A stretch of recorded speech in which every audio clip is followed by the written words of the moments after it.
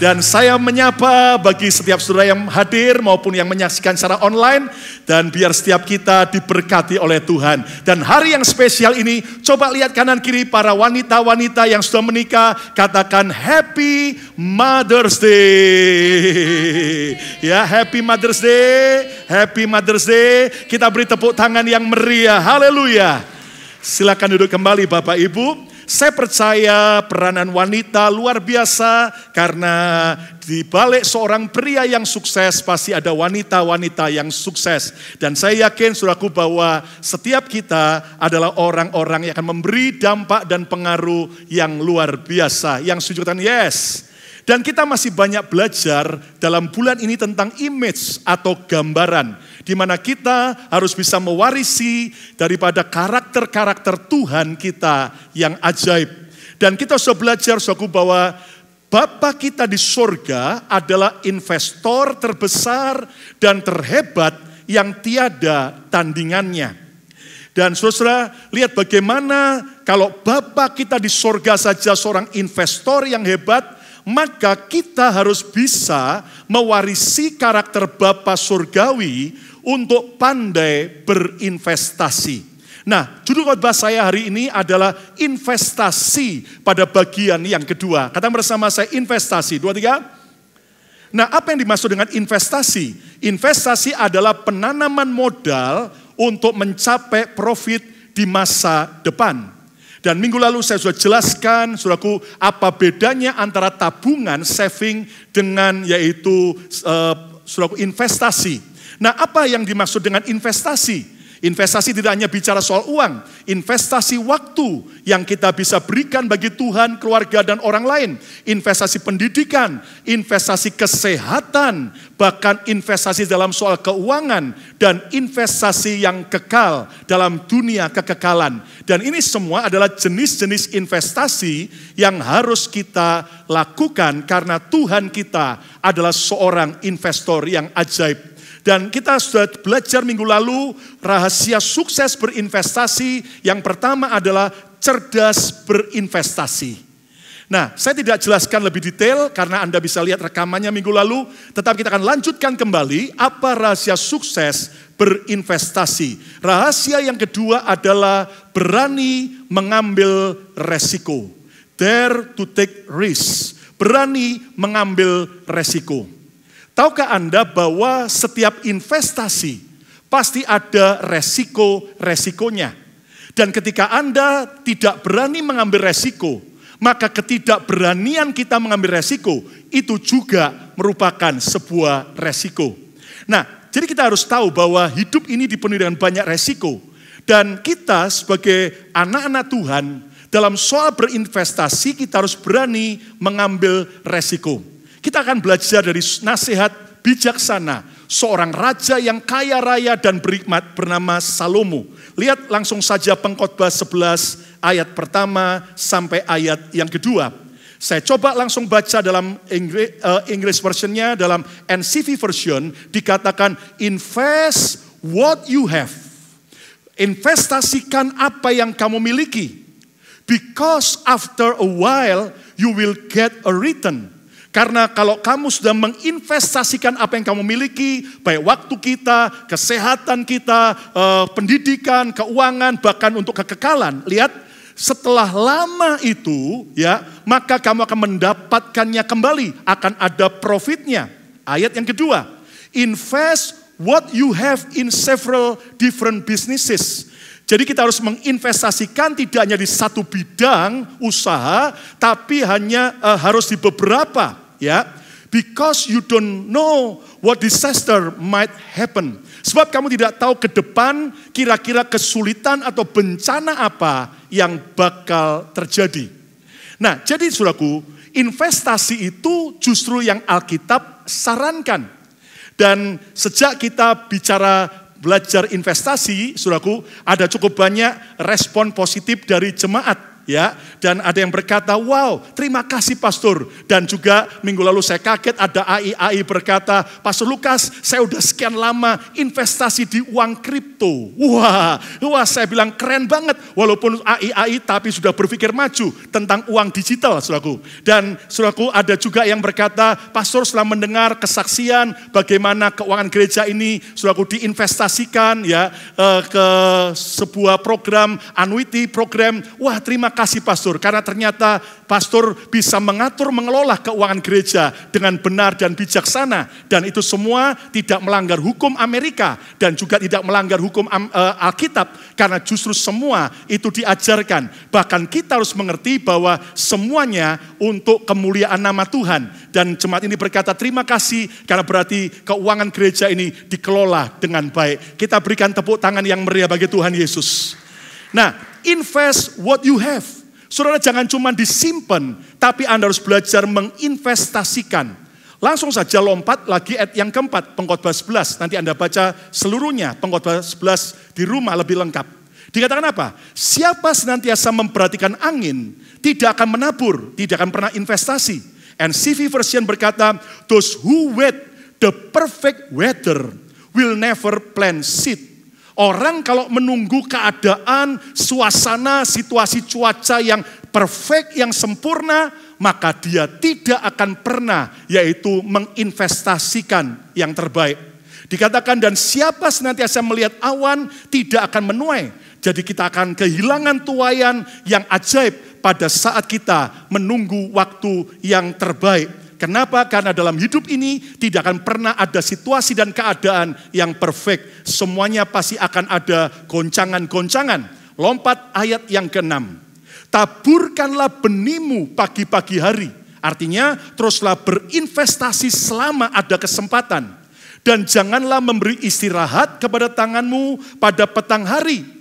Karena engkau tidak mengetahui apakah ini investasi yang ini atau itu investasi yang itu yang akan berhasil.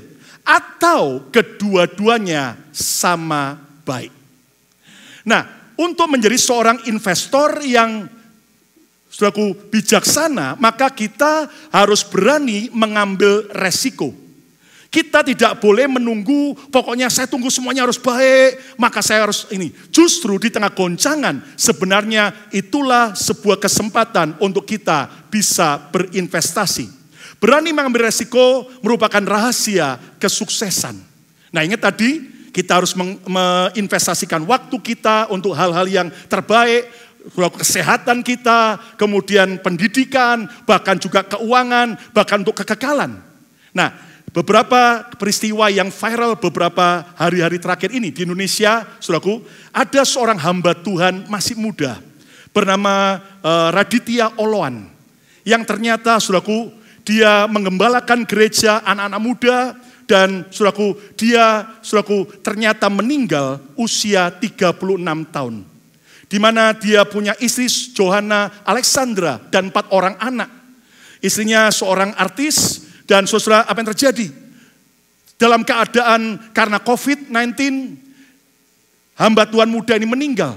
Dan saya sempat lihat dari beberapa teman hamba Tuhan di Indonesia yang di grup dan mereka cerita bahwa sayang karena potensinya besar, masih usia 36 tahun dan juga lagi dipakai Tuhan untuk anak-anak muda. Dan mereka berkata bahwa dia belum sempat divaksin. Dan saudara, itu menyedihkan sekali. Tetapi yang menarik buat saya, tadi pagi ketika saya bangun, berdoa, lalu ada teman yang kirim sebuah video kesaksian daripada istrinya, Johanna Alexandra. Lihat bagaimana hatinya hancur, tapi dia berkata, ketika suami saya meninggal, di awal saya ngambek dengan Tuhan. Kenapa Tuhan di masa muda, suamiku sudah dipanggil Tuhan, padahal dia lagi betul-betul dipakai Tuhan untuk menjangkau generasi muda.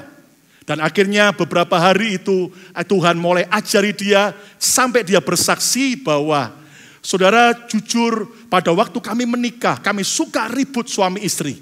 Dan tahukah Anda apa sumber keributannya? Soal pelayanan suami saya.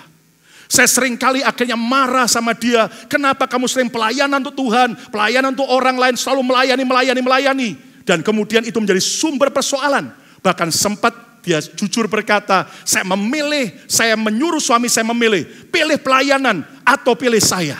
Tetapi untungnya dia mulai belajar untuk bisa dewasa dan dia mensupport pelayanan suaminya. Dan Anda tahu saudaraku, dia berkata, pada waktu awal saya tidak ngerti kenapa suami saya melayani Tuhan, melayani jemaat dengan sungguh-sungguh. Tetapi setelah saya meninggal, saya baru mengerti bahwa apapun pelayanan investasi yang dilakukan oleh suami saya, ternyata berdampak besar bagi banyak orang ketika saya mendengar kesaksian-kesaksian dari orang-orang yang diberkati oleh pelayanan suaminya. Tidak pernah sia-sia waktu kita berani berinvestasi. Kita beri tepuk tangan yang meriah bagi Tuhan. Nah, saudaraku, prinsip investasi adalah high risk, high return.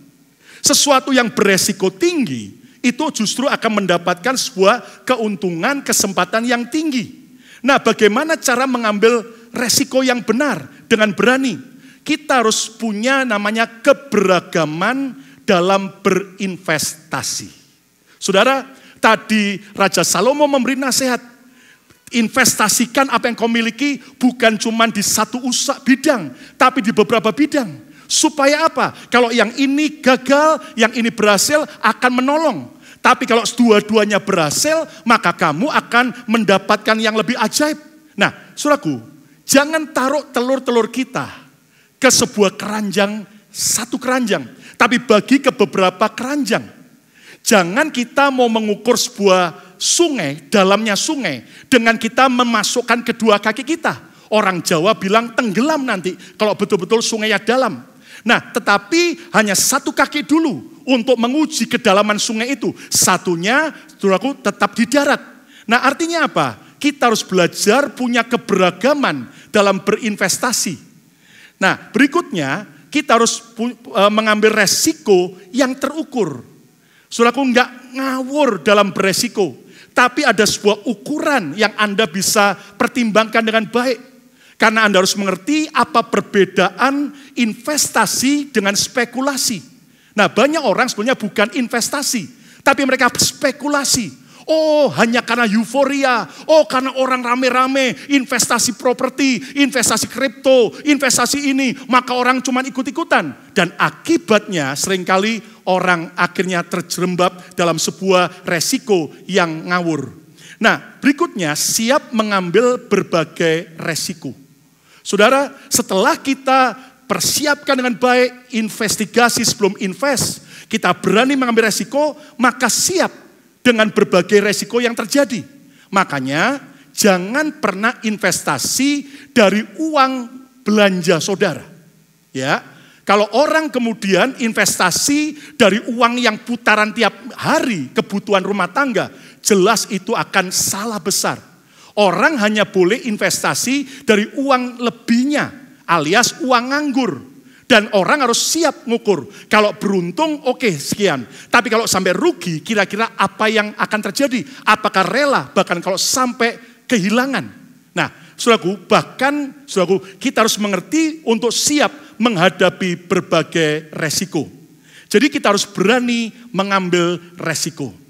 Yang ketiga, rahasia sukses berinvestasi, jangan serakah. Do not be greedy. Nah, inilah masalah yang terjadi banyak orang yang akhirnya mengalami kerugian maupun kehancuran. Saudaraku, karena mereka serakah. Dan keserakahan itu akan mengerikan sekali. Kenapa? Karena keserakahan akan membutakan dan menghancurkan kehidupan banyak orang. Saudara, saya pernah saksikan kan, tahun 98 ketika goncangan ekonomi Mei 98 dan kegoncangan dan dolar naik sampai 14.000, 15.000. Saya saksikan bagaimana dari uang kas Betani Makassar waktu itu, saya dengan beberapa bendara ke Singapura dan kita tukar mata uang US dollar dan masih 3.000 lebih. Waktu naik sampai 14.000, segera kita mau tukar.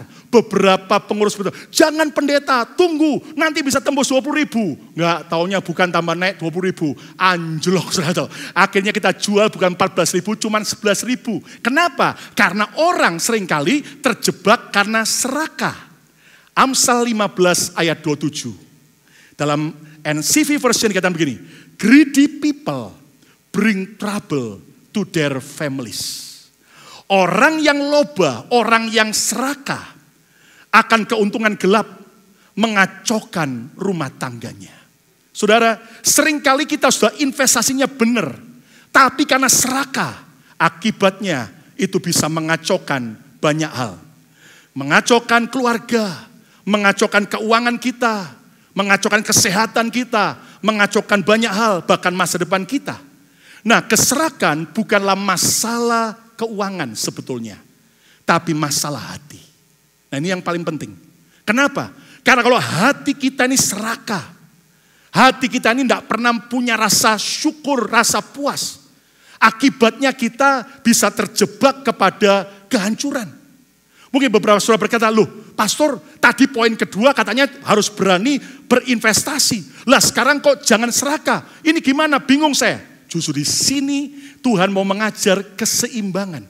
Kita harus berani investasi, tapi kita juga tidak boleh serakah.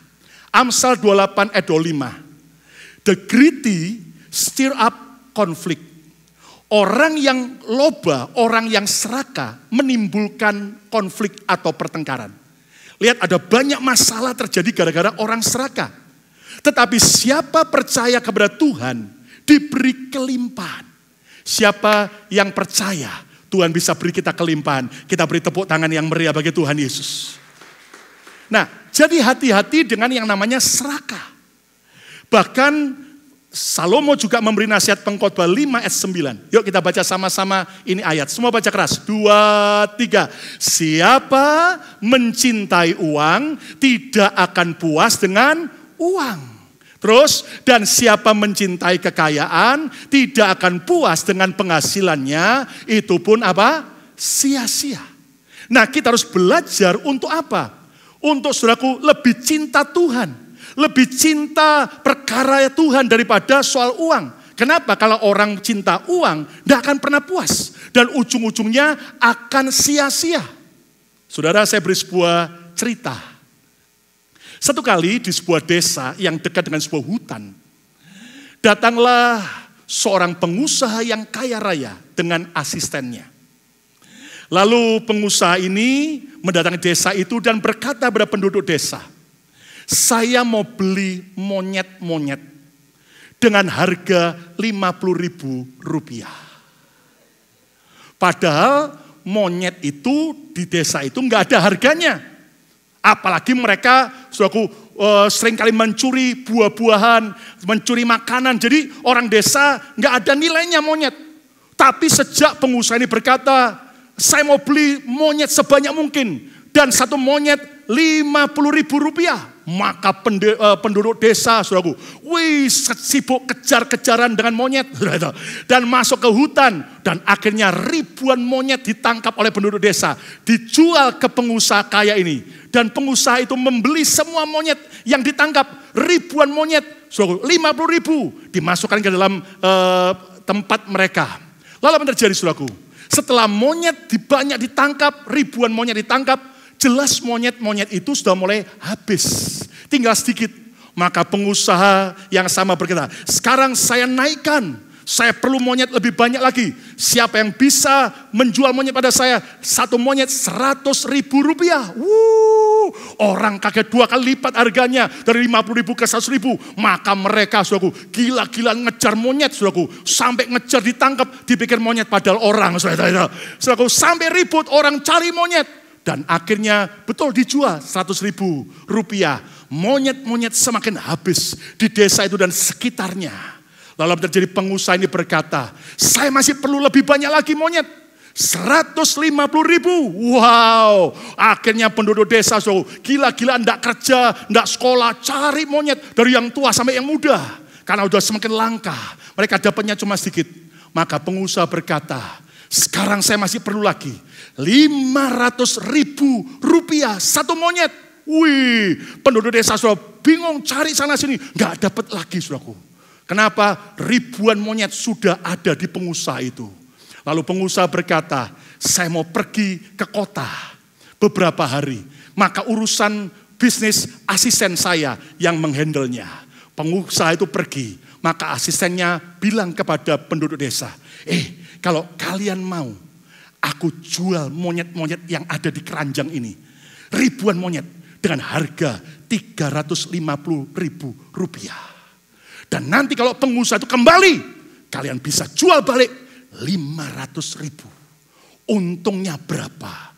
Cuannya berapa? Satu monyet pek gocing 150.000. Maka penduduk desa, wah duit. Maka Anda tahu apa terjadi? Penduduk desa akhirnya keluarkan semua tabungan mereka dari bank. Semua emas-emasan mereka dijual. Apapun barang motor, bahkan ada yang jual rumah. Demi apa? Beli monyet.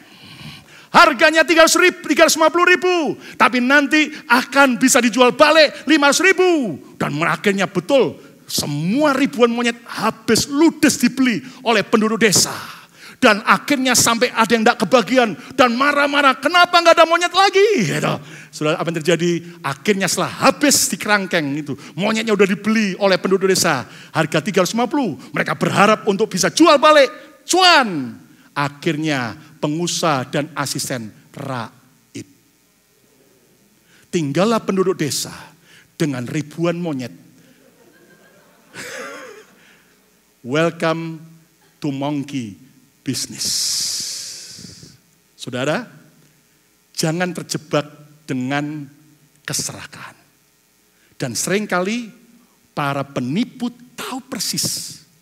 Orang kalau sudah ditawari, bahkan di awal investasi dikasih yang bagus, orang tambah greedy, tambah serakah. Dan akhirnya gigit jari. Dan Anda tahu, di mana-mana kita pernah dengar, bahkan di Indonesia beberapa tahun yang lalu, ada investasi emas, multi level investasi emas. Anda tahu bahkan sampai banyak orang Kristen, sampai para pendeta ikut saudaraku. Dan akibatnya yang mempunyai itu begitu dapat ratusan miliar, kemudian jauh kabur. Dan Anda mengerti beberapa pendeta juga hilang raib. Saudara, jangan sampai terjebak dengan keserakahan. Sebagai gembala saya mengasihi saudara, mari kita belajar. Kita harus berani investasi, tapi juga tidak boleh serakah. Yang sujud tepuk tangan yang meriah bagi Tuhan Yesus.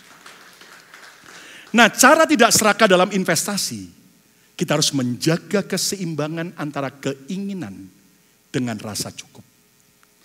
Hari-hari ini sangat langka orang punya rasa cukup. Kita boleh punya planning lebih besar. Kita diajari Tuhan tadi, invest what you have. Investasikan, supaya di masa depan kau akan dapat profit. Baik itu juga, saudaraku, dalam berbagai hal. Beli emas lah, properti lah, life insurance lah, jaminan masa tua lah, untuk anak-anak sekolah lah, macam-macam. Usaha lah dan sebagainya. Tapi mari, harus ada keseimbangan antara rasa cukup. Kalau tidak, kita bisa terjebak dengan keserakan yang menghancurkan. Ada orang bilang begini, waduh main saham itu banyak yang rugi. Anda tahu, betul banyak yang rugi. Tapi jujur, berapa banyak yang kaya raya?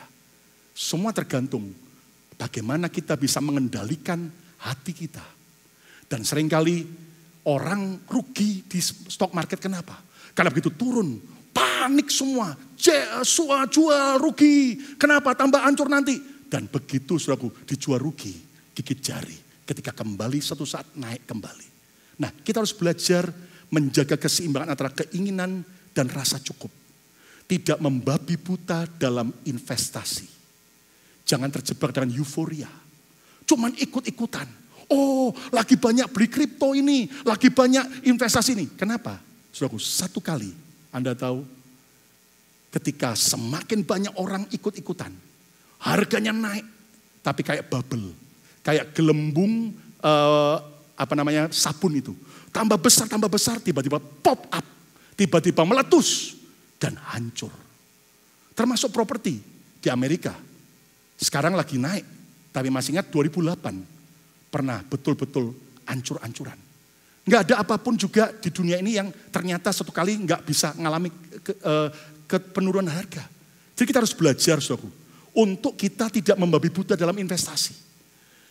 Dan prinsipnya adalah buy deep, sell high. Jangan beli pada waktu lagi tinggi. Oh tinggi, orang semua pada beli, nanti akan naik lagi. Kita banyak melihat orang terjebak karena serakah. Begitu dibeli memang naik sebentar, anjloknya ampun. Tapi belajar untuk beli waktu turun. Dan itu akan membuat kita bisa profit. Realistis dalam mengejar keuntungan. Sudah naik harga rumah, misalnya Anda yang investasi dalam soal rumah. Saya mau jual, jualan dulu, nanti akan naik lagi. Wah ini sudah naik emas, tiba-tiba nanti jangan jual nanti. Ternyata yang namanya naik pun satu saat bisa turun. Ya.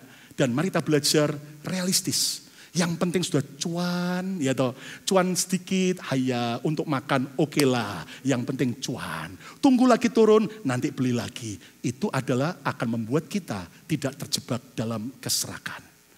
Yang keempat, yang terakhir, rahasia sukses dalam investasi, gigih dalam berinvestasi. Persistent in investing. Kita harus punya kegigihan, keuletan, daya tangguh, daya tahan, daya juang yang untuk jangka panjang. Ingat tadi yang namanya investasi. Itu kita akan terima yang namanya profit di masa depan. Ada orang terjebak hanya, pokoknya dekat, pokoknya saya mau cepat kaya, saya mau cepat. Dan Anda tahu seringkali itu akan menjebak. Ingat, minggu lalu saya sampaikan, Yesus berkata, akulah pokok anggur dan Bapakkulah pengusahanya. Bapak kita di surga adalah pengusaha, saudaraku, kebun anggur. Dia a farmer, petani. Dan lihat kita anak-anaknya diajari bagaimana punya sikap seperti petani. Yakobus 5 ayat 7-8. Sebagai yang terakhir, karena itu saudara-saudara, bersabarlah, bertekunlah, tahan uji, sampai kepada kedatangan Tuhan. Bukan hanya bicara tentang Yesus datang kembali kedua kali, tapi pada masa tuaian sampai Kairos Tuhan datang. Sesungguhnya petani menanti hasil yang berharga dari tanahnya. Lihat, harus tahan uji, menanti hasil sampai profit, ya kan?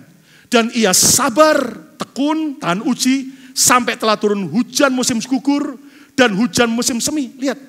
Belum nggak disebut musim semi dulu, tapi hujan musim gugur. Artinya apa?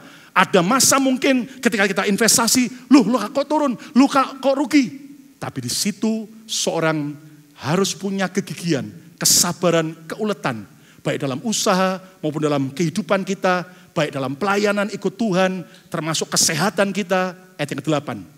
Kamu juga harus bersabar, tekun, dan harus meneguhkan hatimu. Nggak gampang kecewa, nggak gampang putus asa, menyerah. Karena kedatangan Tuhan sudah dekat.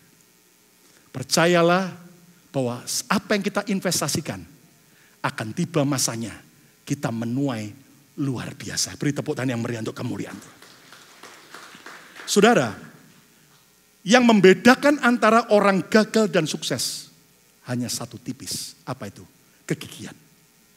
Karena kegigihan, keuletan, tahan uji, keteguhan hati akan membedakan antara orang gagal dan orang sukses. Lihat dalam berbagai area investasi. Area rohani, investasi dalam dunia sekuler. Ada banyak orang yang akhirnya sukses waktu mereka bertahan lebih lagi. Sementara yang lain sudah menyerah. Anda tahu bahwa hari-hari ini lagi dibicarakan banyak orang tentang cryptocurrency atau mata uang digital. Ada Bitcoin, ada Litecoin, dan macam-macam. Tapi yang lagi heboh dibicarakan adalah Dogecoin. Ya. Sekali lagi saya tidak pernah promosi, ya. Saya ngomong gini, hati-hati tetap kita harus belajar untuk bisa pelajari dulu. Ya. Nah, apa yang terjadi, saudaraku? Ternyata Dogecoin itu dulu harganya satu itu cuma sekitar 2 sen. Sekarang ini, saudaraku, ya sudah terus naik sampai 67-70 ya. Katanya ada yang ngomong $1 bakal $1 bla bla bla bla. Wah, orang rame-rame. Nah, saudaraku, yang ajaib memang investasi tambah banyak orang akan tambah naik. Tapi di balik kesuksesan Dogecoin, ada kisah tragis. Siapakah orang itu? Itulah Billy Marcus.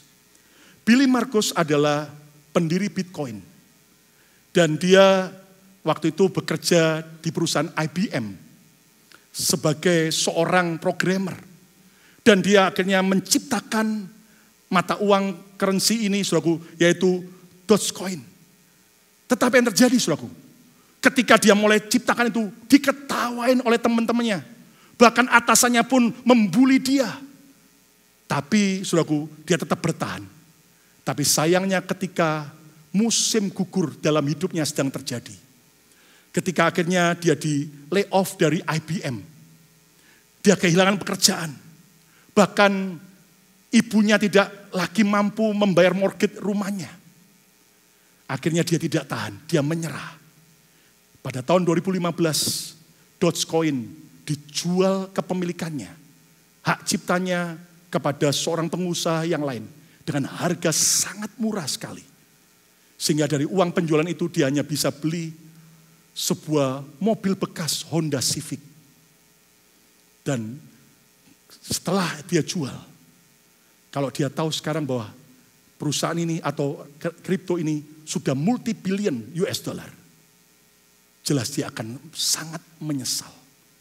Saudara, ini cuma contoh. Dalam hidup ini apapun yang Anda investasikan, baik untuk Tuhan, untuk keluarga, untuk orang lain, atau juga untuk kekekalan, seolah-olah ada musim gugur dalam hidup kita.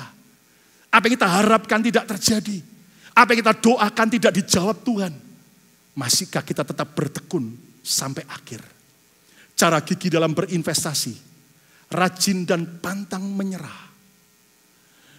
Saudaraku, jangan pernah menyerah. Belajar dari pengalaman, kegagalan masa lalu kita, kegagalan orang lain. Belajar dan andalkan Tuhan dalam berinvestasi. Ini paling penting. Kenapa? Sebab Alkitab berkata, sia-sialah usaha orang kalau enggak ada berkat Tuhan. Saudara, orang mungkin sudah investasi ini. Semuanya data-datanya udah bagus, semuanya udah dia hitung dengan baik.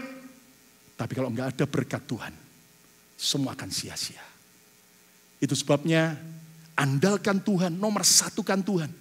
Jangan cintai uang lebih daripada Tuhan. Utamakan Tuhan lebih dari segala-galanya. Makanya ada orang tanya sama saya, Pastor, Tuhan kan maha kaya. Kenapa seringkali di Alkitab ada bicara soal perpuluhan, soal persembahan buah sulung, persembahan ini. Kenapa? Apa Tuhan minta duit kita, Tuhan mata duitan? Dengar baik-baik. Karena Tuhan tahu yang bisa mencuri hati manusia hanyalah uang, mamon. Dan itu sebabnya Tuhan mau mengajar kita untuk memberi. Karena Tuhan mau supaya kita tidak menomorsatukan uang, menomorsatukan Yesus lebih dari segala-galanya. Well, Anda percaya investasi itu pasti akan menuai profit. Tapi asal kita bertekun dengan baik. Satu kali ada seorang pelukis dari Prancis yang terkenal. Bernama Ary Scheffer. Lukisannya terkenal. Dan satu kali dia mau melukis sebuah lukisan orang miskin yang sangat menyedihkan. Lalu hari itu datanglah seorang teman baiknya. Seorang banker kaya raya bernama Baron Rothschild. Dari keluarga Rothschild. Lalu kemudian ketika Ary cerita, aku ini mau cari seorang yang bisa jadi peraga untuk saya lukis sebagai orang miskin yang membutuhkan pertolongan. Lalu temannya ini Baron Rothschild senyum, beres sobat. Besok aku akan datang lagi ke sini. Aku akan menyamar sebagai seorang pengemis yang kamu bisa lukis. Dan betul, besoknya Baron Rothschild mengetuk pintu daripada galeri itu. Ary Scheffer sampai enggak kenal. Dan baru akhirnya Baron Rothschild bilang, aku ini Baron. Oh, masuk. Dan waktu Baron yang menyamar sebagai pengemis yang miskin, dilukis oleh Ary. Lagi dilukis, ada teman Ary yang lain yang datang. Waktu dia lihat ada orang miskin yang sangat menyedihkan. Tanpa berpikir panjang teman ini, langsung ambil dari kantongnya satu logam koin emas. Diberikan kepada pengemis ini. Dan pengemis ini segera menerima. Langsung dimasukkan. Orang yang memberi itu tidak tahu bahwa yang pengemis ini adalah seorang kaya raya di dunia. Yang menyamar sebagai pengemis. Apa yang terjadi, saudaraku? 10 tahun lewat. Tiba-tiba akhirnya orang yang memberi uang koin ini mendapatkan surat. Waktu dia buka, dia kaget. Isinya sebuah cek sebesar 10.000 uang Perancis waktu itu. Dengan sebuah tulisan surat. 10 tahun yang lalu kamu memberi aku 1 koin emas. Ketika aku sedang menyamar sebagai seorang pengemis. Sekarang kamu harus tahu bahwa uang koin emas itu aku masukkan ke bankku. Dan aku investasikan. Dan ini aku kembalikan modal beserta semua keuntungannya. 10.000 uang Perancis. Dia kaget karena dicek itu ditandatangani langsung oleh Baron Rothschild. Saudara harus tahu, apapun yang kita tabur, yang kita investasikan, tidak akan pernah sia-sia. Tuhan kita adalah Tuhan yang menguji hati kita. Maukah kita gigih dalam berinvestasi? Saudara, jelas saya mengajar saudara untuk berinvestasi dengan cara yang aman. Cara yang benar. Secara hukum Amerika, Indonesia, negara manapun Anda investasi, harus ada tertulis hitam di atas putih. Tapi lebih daripada itu, jangan lupa untuk Anda investasikan di sorga. Jangan cuman kaya di dunia, tapi juga harus kaya di sorga. Jangan juga cuman kaya di sorga, di dunia kita miskin. Tapi saya berdoa dalam nama Yesus. Semua saudara enggak cuman slogan nyanyi, aku diberkati. Tapi kita terus hidup kekurangan. Saya doakan melalui investasi, benar-benar janji Tuhan dikenapi buat saudara dan saya. Kekayaan orang fasik akan mengalir kepada orang benar. Bahkan waktu tidur, kita diberkati oleh Tuhan. Itulah melalui investasi. Ada uang yang terus bekerja saat kita tidur. Kesimpulannya, warisi karakter Bapa surgawi kita untuk pandai berinvestasi. Siapa mau menjadi seorang investor yang luar biasa, diurapi, diberkati. Tepuk tangan yang meriah untuk kemuliaan Tuhan. Amin, saudara. Rahasia sukses berinvestasi yang pertama, cerdas berinvestasi. Yang kedua, berani mengambil resiko. Yang ketiga, jangan serakah. Dan yang keempat, gigih dalam berinvestasi. Ingat bahwa tanpa Tuhan, semua akan sia-sia. Saat yang lain sudah menyerah, kalah. Maukah kita seperti petani, lewati musim gugur, tetap percaya akan tiba musim semi. Akan tiba kairos Tuhan.